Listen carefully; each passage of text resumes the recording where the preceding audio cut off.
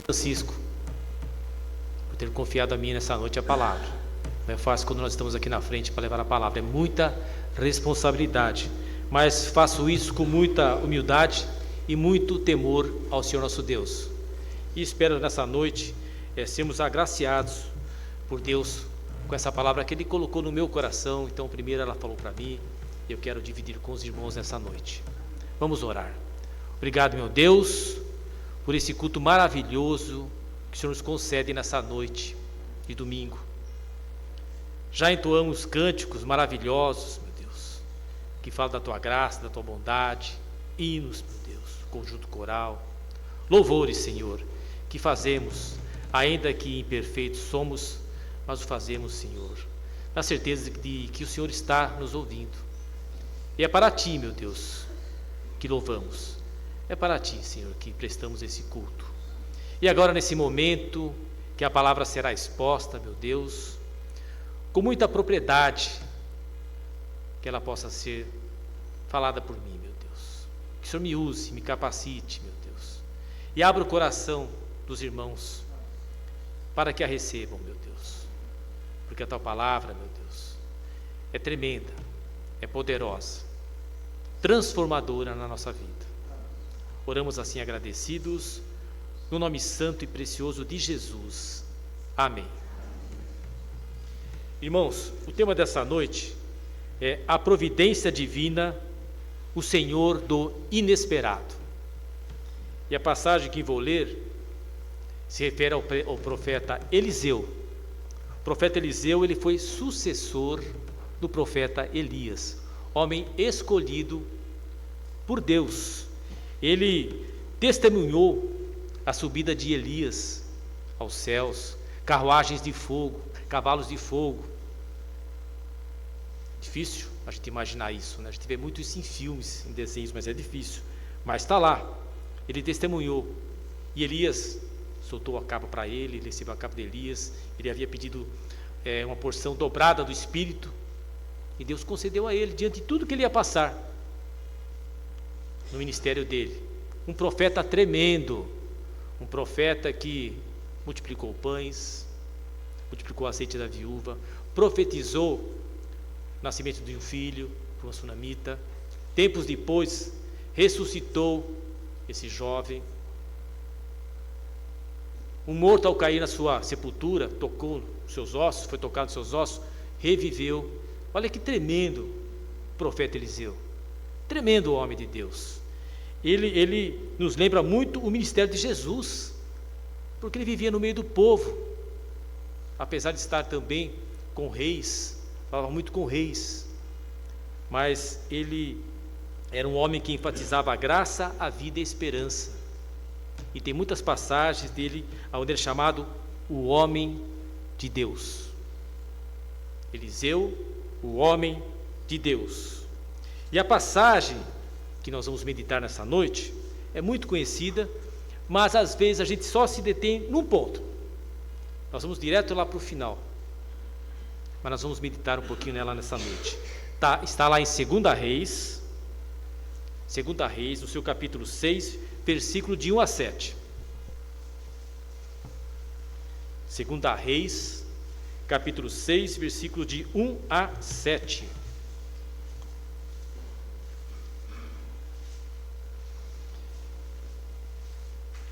Eliseu faz flutuar um machado.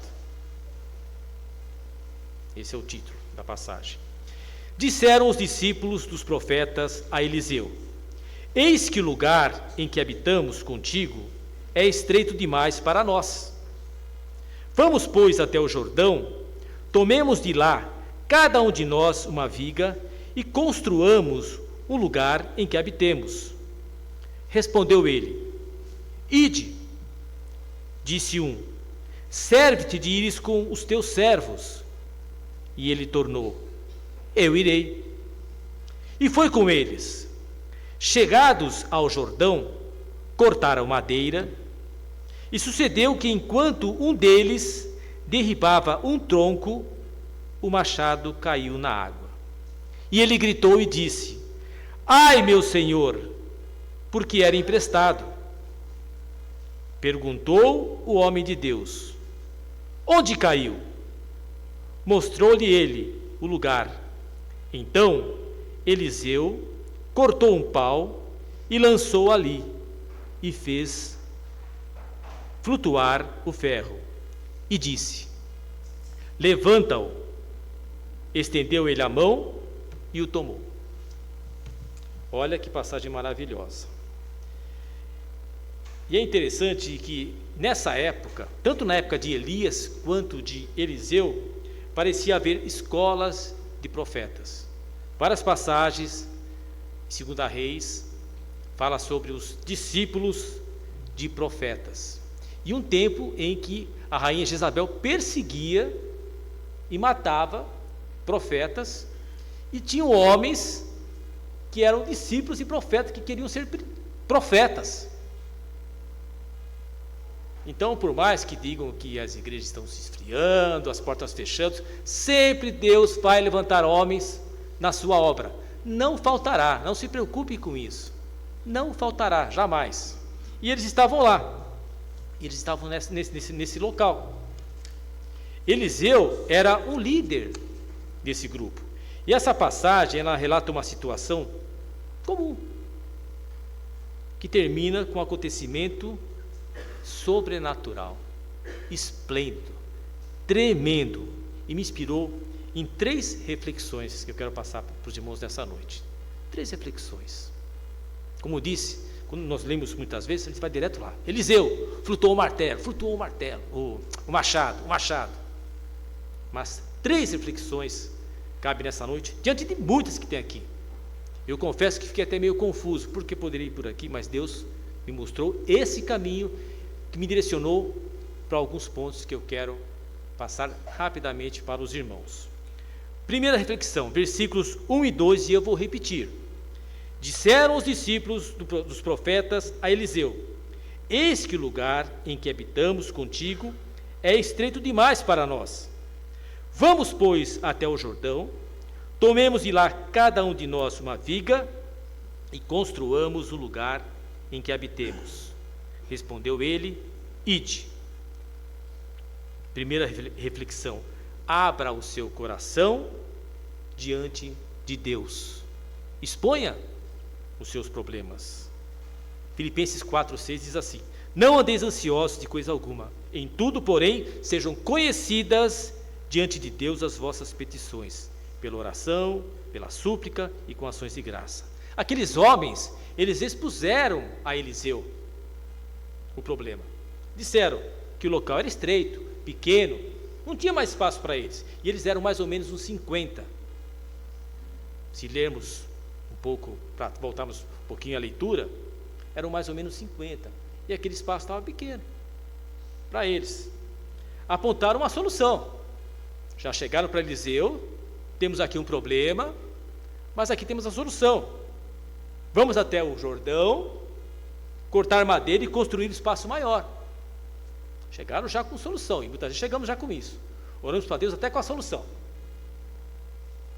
E receberam a aprovação de Eliseu. Isso que é tremendo. Receberam o ide. Chegaram dentro de Eliseu, colocaram o problema, a solução, e Eliseu: ide. Não tem como não dar certo fazer as coisas debaixo da aprovação do Senhor. Não tem. Uma vez que Deus aprova, meus irmãos, é segurança para nós e é sucesso. Quando a gente recebe de fato a aprovação do Senhor. O Salmo 40, no versículo 1 diz assim: esperei confiantemente pelo Senhor. Ele se inclinou para mim e me ouviu quando clamei por socorro. É preciso saber esperar no Senhor. Não é orar e sair fazendo as coisas. Não é dessa maneira que nós vamos seguir.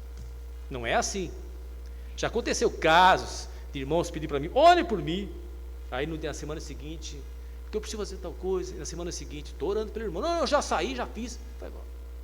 Mas você esperou? Não, já resolvi. Sabe, a gente tem que esperar no Senhor. Ele vai mostrar para nós o caminho a ser seguido. Irmãos, o texto ele não deixa claro se aquele local que eles estavam, que era pequeno, era onde eles moravam, tá? ou era a escola que eles estavam lá. Isso não fica claro. Tem muita especulação, falam que eles moravam lá, mas não deixa claro. O fato é que o local era pequeno para eles, estava em número reduzido, tinha que ser feito alguma coisa. Eliseu estava lá com eles, estava convivendo dessa dificuldade, sabia da situação que estava lá, que estavam correndo. Talvez não precisaria nem falar para ele, estava vendo. Isso aconteceu com a nossa igreja, há uns 18 anos atrás, mais ou menos, quando nós ampliamos. Os mais novos não sabem, mas se vocês olharem para aquele pináculo aí, está vendo que ele não vai até o teto? Os mais novos que não, porque a igreja era nessa altura aí, está vendo? Era nessa alturinha, ela vinha, essa parte aqui não tinha, e ela foi ampliada, mas o pastor sabia, ele via que os irmãos todos sentados aqui no corredor, nas cadeiras, não tinha espaço.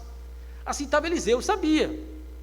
E assim Deus, Ele sabe das nossas dificuldades, Deus sabe dos nossos problemas, das nossas inquietudes, Ele sabe de tudo isso, mas Ele se agrada quando nós colocamos diante dEle, quando nós vamos até Deus, em oração, nós abrimos o nosso coração e expomos o nosso problema diante dEle. E aí eles falam: tomemos cada um de nós uma viga. Cada um iria cortar e carregar a sua viga. Olha só, ninguém ia fazer o trabalho de ninguém lá. Cada um ia cortar a sua viga. E nós também, cada um de nós tem uma viga para carregar. Não tem como, todo mundo. Uns têm uma viga mais leve, outras têm uma viga mais pesada, mas todos nós temos uma viga para carregar. E não dá para carregar a viga do irmão. A gente pode ajudar o irmão, mas para carregar, o irmão vai ter que carregar. Infelizmente é assim. O irmão vai ter que carregar aquela viga. Podemos ajudar em oração, mas o irmão vai ter que carregar aquela viga. Não tem jeito. E eles tinham que fazer isso. Mas quando a gente coloca diante de Deus, e a gente recebe o ID do Senhor, o direcionamento, o caminho a ser seguido, essa viga ela se torna mais leve, levinha, e dá para a gente carregar. Mateus 11, 28, muito conhecido: vinde a mim todos os que estáis cansados e sobrecarregados, e eu os aliviarei.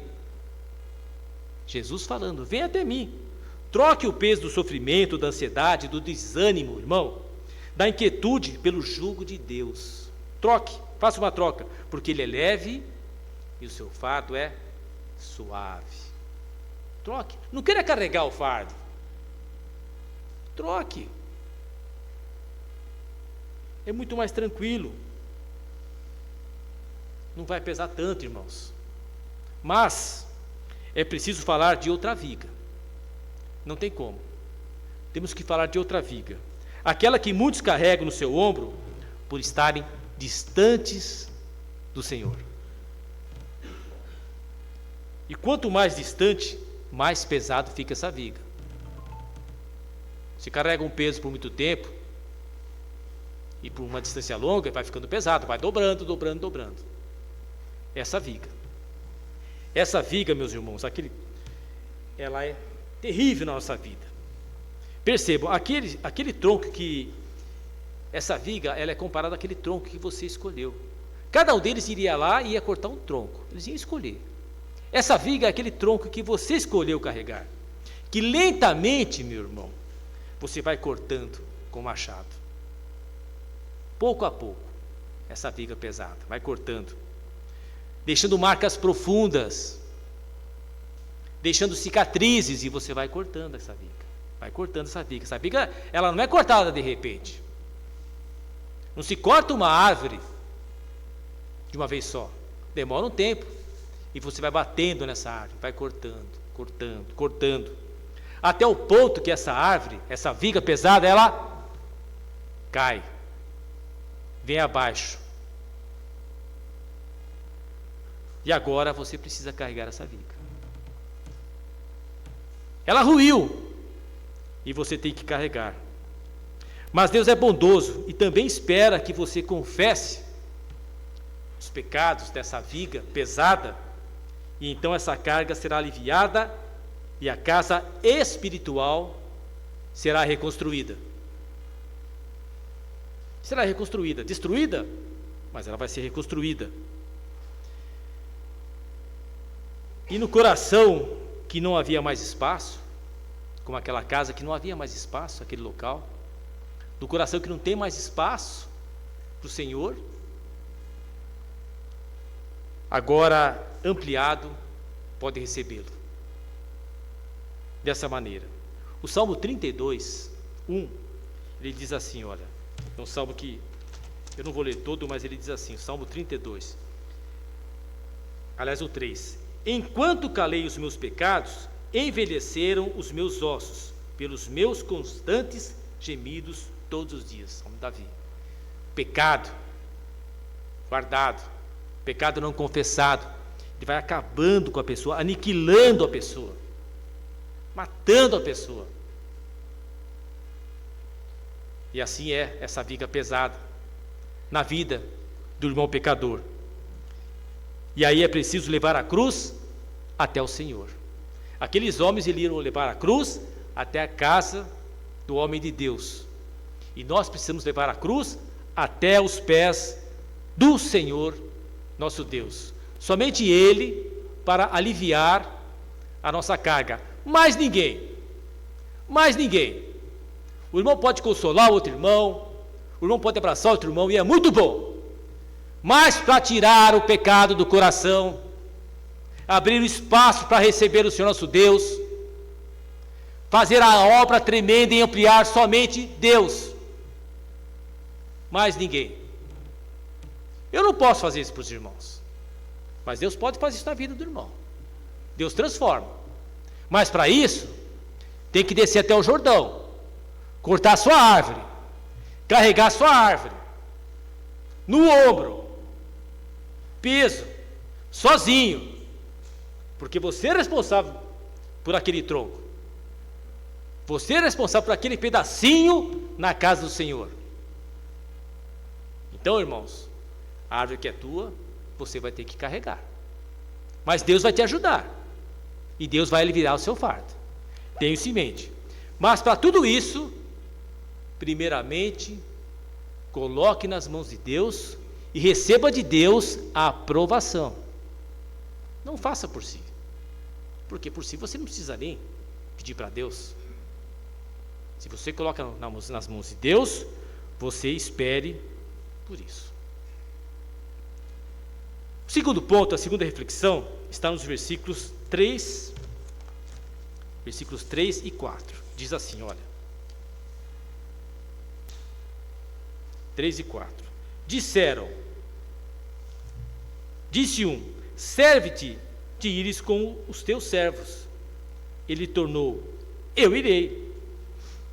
E foi com eles, e chegado ao Jordão, cortaram madeira. E o título é: precisamos caminhar com Deus. Nós cantamos aí o segundo cântico várias vezes, hein? Distante de ti, Senhor, não posso viver. Não cantamos? Coro bonito da igreja. Várias vezes repetimos: distante de ti não posso viver. Então nós precisamos caminhar com Deus de fato. Não podemos estar distante do Senhor. Não podemos. O bom soldado acompanha o líder. Os dissidentes ficam pelo caminho à mercê do inimigo. E são por eles abatidos e feitos prisioneiros. Então, acompanhe o líder. Acompanhe o Senhor. O Salmo 145, 18 diz assim: perto está o Senhor de todos os que o invocam, de todos os que o invocam em verdade. E João 14,6 diz: eu sou o caminho e a verdade e a vida, ninguém vem ao Pai senão por mim. Então nós temos que estar do lado do Senhor nosso Deus. Um deles disse, Vem com os teus servos, mestre. Olha só, vem com os teus servos. Humilde. Vem com os teus servos. Não, vem comigo. Vem com os teus servos. Reconhecia a autoridade do mestre Eliseu. Vem com os teus servos. Caminhe conosco. Nos acompanhe. Esteja conosco. E Eliseu respondeu: eu irei. Eu vou com você. Eu quero estar com você. Eu quero estar no meio de vocês. Eu quero estar junto com vocês. Ou Deus só vai estar junto conosco nas horas ruins, nas horas tristes. Vamos aqui orar, vamos orar. E na hora feliz, você não divide o seu tempo com Deus. Será que é assim que tem que ser a nossa vida? Dessa maneira? Deus não te abandona. Você nunca estará sozinho, se Deus achar graça e morada no seu coração. Com certeza, Deus precisa estar na sua vida o tempo todo. Tem até um cântico, estou lembrando de cântico agora aqui, que nós a gente canta o tempo todo, o tempo, e fica o tempo todo. A gente canta, mas isso tem que ser uma verdade na nossa vida.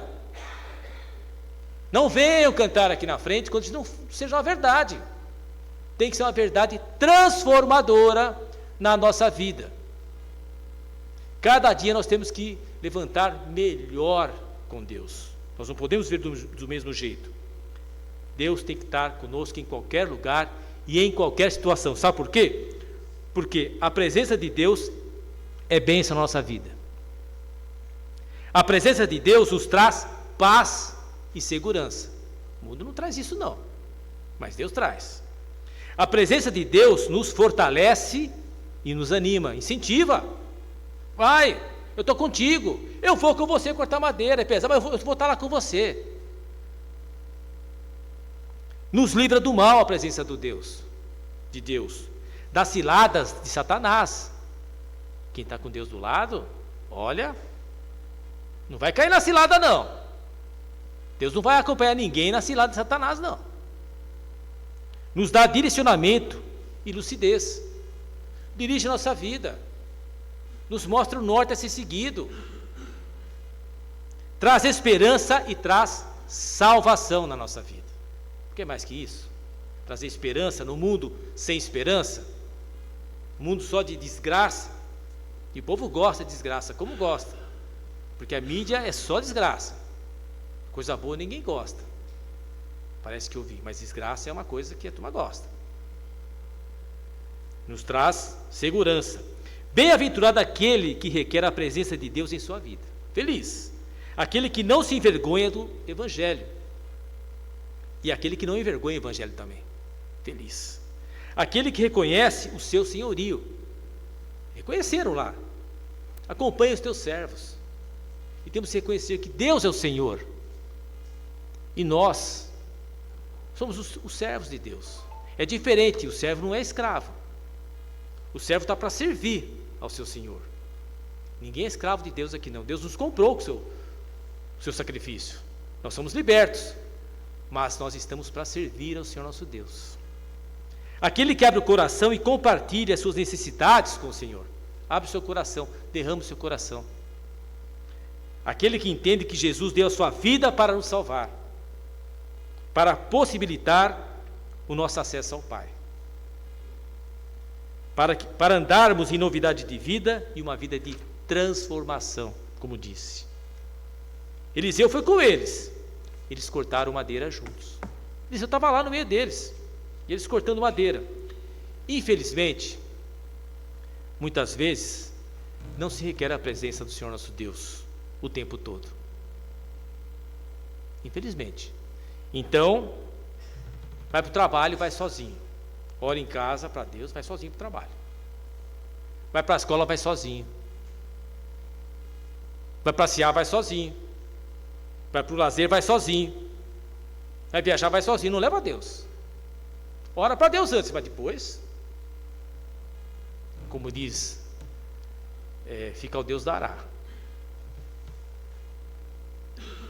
Não requer a presença de Deus o tempo todo. E aí, meus irmãos, aí, quando acontece isso, atos falhos podem ser cometidos. Facinho, facinho, facinho. E aí desagrada a Deus. E a pergunta a ser feita para todos nós. Deus se agrada desse local que eu estou? Deus se agrada desse ambiente que eu estou? Deus se agrada dessa situação? Disso que eu estou fazendo? Tem que fazer essa pergunta o tempo todo. Se a pergunta for não, cai fora, meu irmão. Cai fora. Porque não é bom para você. Se todos nós fizéssemos essa pergunta, esse exercício o tempo todo, com certeza, não se cairiam nas ciladas de Satanás. Mas não se faz. Muito pelo contrário, vai nessa vida errante. Não requer a presença de Deus. Aqueles discípulos chamaram o mestre para lhes acompanhar. Jesus chamou 12 discípulos para acompanhá-lo, para ministrar o conhecimento a eles, ensinamento. Jesus nos chama para caminhar com Ele. Jesus nos chama. E quando o Senhor entra na nossa vida e passa a morar em nosso coração, coisas extraordinárias acontecem na nossa vida. Quando você abre o coração para o Senhor, quando você se deleita para o Senhor, quando você requer a presença do Senhor na sua vida, no seu lar, na sua casa, coisas tremendas acontecem na nossa vida. Cada um de nós, eu creio assim, teria para contar algo tremendo que o Senhor fez. E o tremendo, muitas vezes, não é tremendo para mim, mas para o irmão era aquilo que ele precisava, era aquilo que estava faltando. Deus foi lá e proveu ele, porque ele se dispôs a andar com Deus. E o andar com Deus, ele requer de nós muitas perdas, muita coisa a gente tem que deixar de lado. Nós não podemos andar com Deus com aquele peso do mundo nas nossas costas. Não dá para andar. Nós vamos nos cansar e vamos parar de andar com Deus. A partir do momento que nós vamos nos despindo do velho homem, da velha pessoa, nós vamos cada vez mais caminhando e nos aproximando cada vez mais de Deus. Mas para isso a gente tem que ter uma mudança de vida, novidade de vida, como diz a palavra. Não dá para caminhar com Deus do mesmo jeito, não dá. E como disse, acontecem coisas extraordinárias quando isso acontece, quando isso ocorre. E aí eu vou para a terceira e última reflexão dessa noite, tá? Cujo título é: Deus está pronto para te ouvir, ajudar e fazer maravilhas na vida de cada um de vocês, na minha vida. Acompanhe os versículos de 5 a 7. Eliseu 6, de 5 a 7. Sucedeu que enquanto um deles derribava um tronco, o machado caiu na água, e ele gritou e disse: Ai, meu senhor, porque era emprestado. Perguntou o homem de Deus: Onde caiu? Mostrou-lhe ele o lugar. Então Eliseu cortou um pau e lançou ali, e fez flutuar o ferro, e disse: Levanta-o. Estendeu ele a mão e o tomou. Olha que tremendo. 2 versículos, está lá em Hebreus 4, 16, a segunda parte diz assim: Ele é o nosso socorro em ocasião oportuna. Deus. E em Hebreus 13, 5, parte B, fala assim: De maneira alguma te deixarei, nunca jamais te abandonarei. Deus é nosso socorro. Deus não nos abandona. Os amigos podem abandonar você. Aquele que bate no seu ombro e diz que está contigo o tempo todo pode te abandonar, mas Deus não te abandona. Deus não vai te abandonar nunca. Tenha fé, meu irmão. Acidentes acontecem, deslizes podem ocorrer também. Não é porque nós somos cristãos, fervorosos, que não estemos sujeitos a tribulações, provações, tentações, problemas que nos tiram a nossa paz, nosso sono e nos causam muito mal. Muito pelo contrário. Acho que o cristão é mais provado ainda.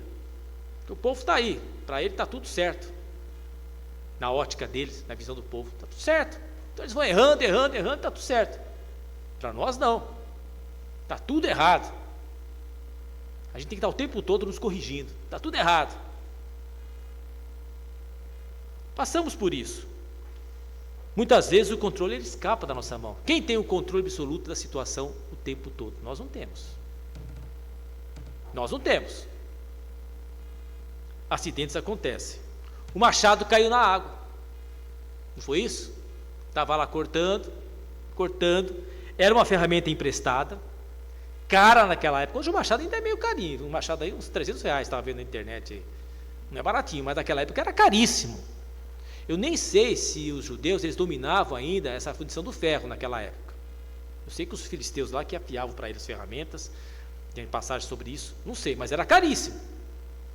Então naquela situação não deveria ter muito machado lá. Os 50 que estavam lá mais ou menos não tinha 50 machado não. Machado eu creio que era dividido. Um cortava um pouco, outro cortava um pouco. Ferramenta cara. A tal ponto de ele chegar e falar assim: olha, o machado era emprestado. Ele estava cortando o tronco, ele estava fazendo o seu trabalho. Não estava na obra de Deus, certinho, cortando o tronco, derribando a sua missão. Não estava concluindo ainda. Mas, talvez aquele machado, talvez, ele não estivesse bem ajustado ao cabo.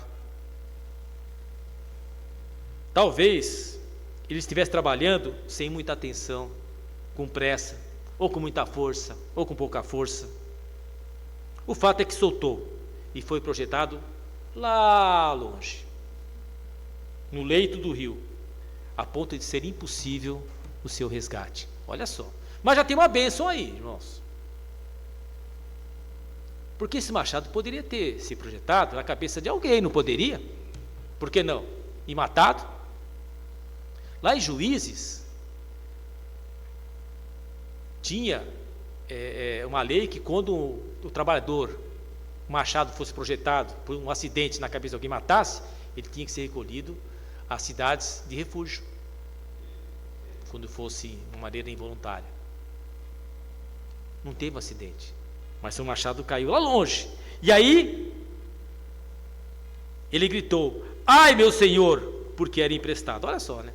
Ai meu Senhor, porque era, primeira coisa na cabeça dele, ai meu Senhor, porque era emprestado. Ele não tinha terminado de cortar, a palavra fala que ele não tinha, ele estava cortando a sua árvore, e não tinha mais a sua ferramenta necessária, e ainda teria que arcar com os custos daquela ferramenta.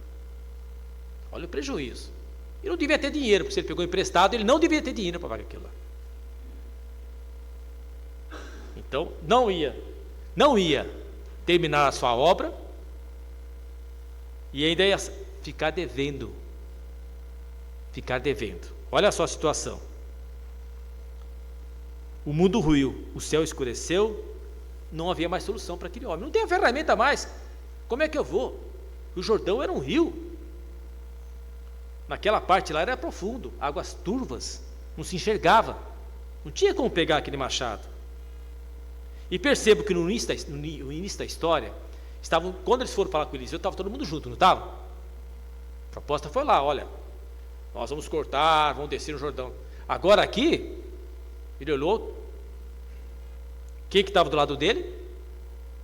Eliseu estava do lado dele. E há momentos, como já disse, que só o Senhor está do nosso lado. A gente vai clamar para o socorro, não tem jeito.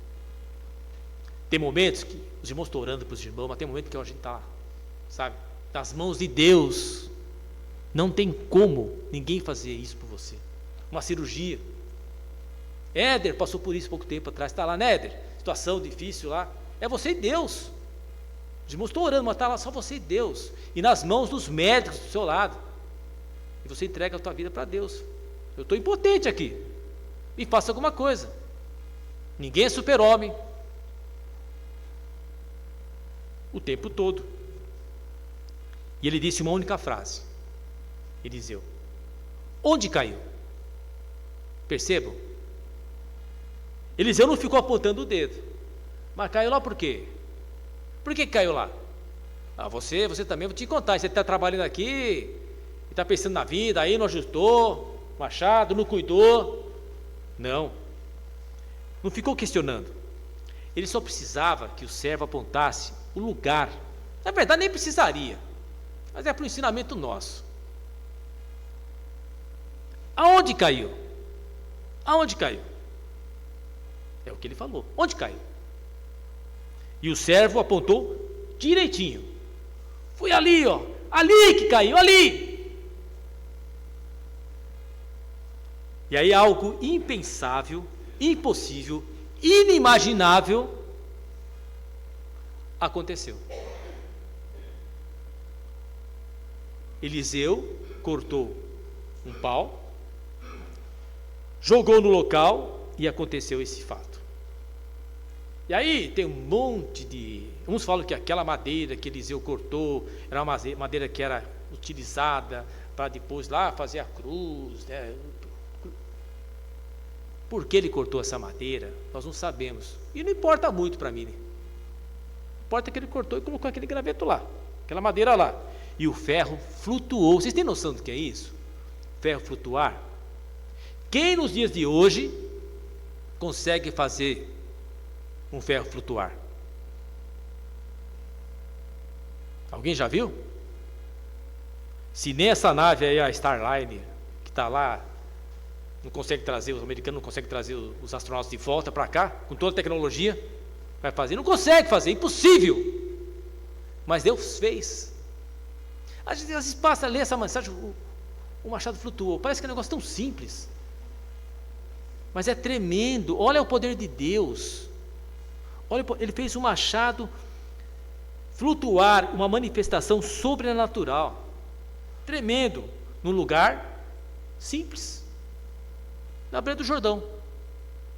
Se bem que o Jordão é palco de muitas coisas que ocorreram no Jordão, mas era um local simples, no meio das árvores, sem plateia, sem holofote, porque é assim que Deus faz as coisas. Deus não precisa de holofote, não precisa de demonstração. Hoje o poder de Deus vai ser manifestado aqui. Deus não precisa disso. Deus, ele faz a obra dele da maneira que ele quer, aonde ele quiser, de uma maneira tranquila. E aquela obra foi apenas para resgatar uma ferramenta que naquele momento era de extrema necessidade para aqueles homens. Era o que eles precisavam naquele momento para continuar a obra, para que a obra fosse ampliada do Senhor. Eles estavam comprometidos com essa obra. Eles haviam colocado o seu coração para servir ao Senhor. Eram homens que estavam lá, e Deus reconhece isso. Quando você se dispõe a servir o Senhor, Deus reconhece, Deus honra, Deus capacita você e vai junto. Eles estavam dando o seu tempo, o seu trabalho na obra do Senhor. E eu penso que o discípulo estava lá, que gritou para Eliseu, jamais ele imaginaria que aquele machado iria flutuar. Eu penso que ele pensava um monte de coisa, mas que o machado iria flutuar, sabiam do poder que Deus dava para Eliseu. Já tinham testemunhado muitas coisas com Eliseu. Mas quem iria imaginar que aquele machado ia flutuar? E assim também é para nós. A gente ora para Deus, a gente pede as coisas para Deus, mas o que Deus vai fazer, a resposta que Ele vai dar para nós não sabemos. E sempre ela vai ser tremenda. Eu não esperava que Deus ia fazer isso na minha vida. Eu não esperava que a resposta ia ser essa. Aliás, a gente nem imagina, a gente ora para Deus, a gente não sabe nem pedir direito o que a gente precisa. Mas a resposta que vem do Senhor, ela é tremenda. Ela flutua na nossa vida que nem aquele machado. E aí, quando o machado vem à tona,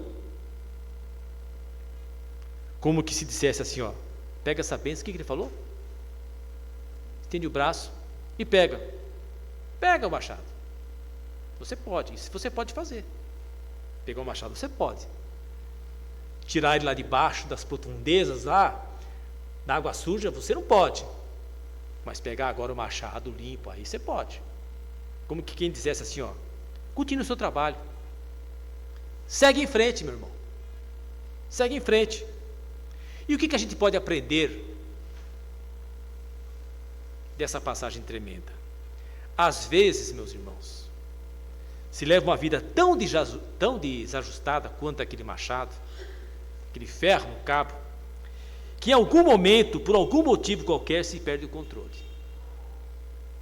e se precipita no mais profundo do abismo, como aquele leito daquele rio, e assim como aquele machado que se projetou lá no fundo daquele rio, águas turvas, ficando impossível o resgate, assim pode acontecer na vida do irmão.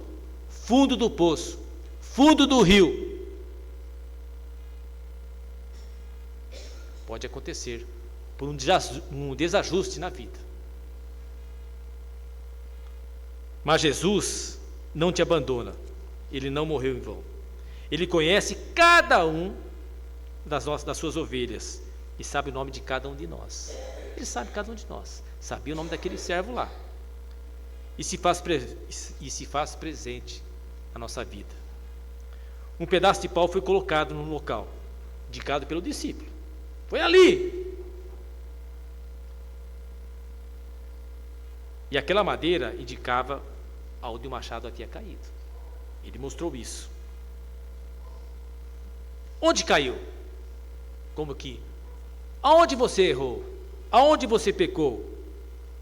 E aí, fazendo uma analogia com a cruz de Cristo, a cruz revela os nossos pecados.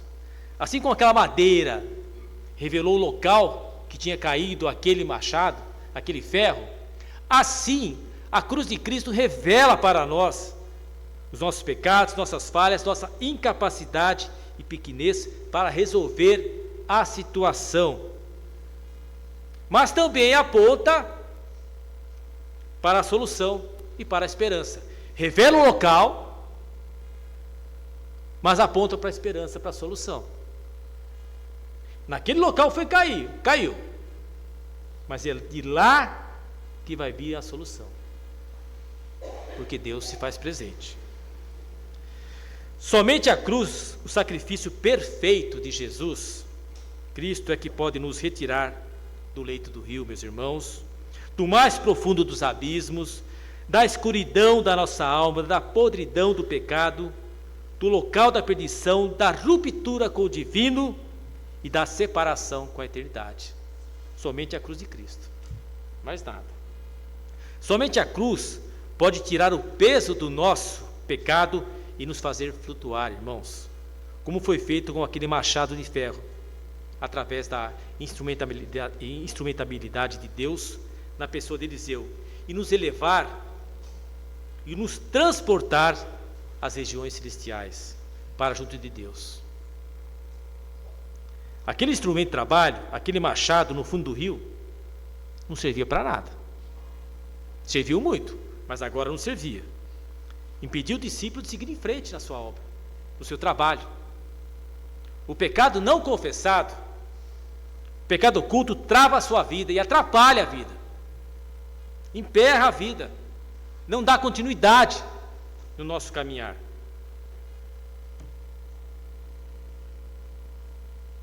Ao final do trabalho, aquele machado foi devolvido. Eles terminaram o trabalho, resgatou o machado, ele continuou sua obra, cortou e depois eu creio que ele devolveu. Não teve que pagar nada. A preocupação dele não era essa, era emprestado, não precisou pagar. A sua dívida foi quitada, foi zerada, porque é assim que Jesus age na nossa vida, nos regenerando, nos transformando, mudando o nosso viver, e porque Ele pagou a nossa dívida. Nós não devemos mais nada, não somos devedores. Deus pagou pelos nossos pecados, Ele deu a sua vida como aquele machado que foi projetado no fundo daquele rio. Ele também morreu e ressurgiu como aquele machado, para nos dar esperança, meus irmãos, e fazermos seguir em frente. O cristão é para seguir em frente, o cristão não é para ficar parado, é para seguir em frente, pregando o Evangelho. Estenda sua mão, como aquele jovem, para Jesus. Pegue a sua graça revelada e siga a sua vida ao lado do Mestre, na certeza de que a sua dívida já foi paga, o seu pecado perdoado e o seu lugar no céu está garantido. Para isso, temos que andar com Jesus. Quanto mais próximos estivermos de Deus, mais rápido as coisas acontecem e mais rápido os problemas desaparecem. Para isso, temos que andarmos com Jesus. E concluindo, irmãos, coloque suas necessidades diante do Senhor. Espere um sinal, uma confirmação, e não se esqueça, e ande o tempo todo com Jesus. Amém? Que Deus assim abençoe os irmãos com essa breve meditação. Ao som do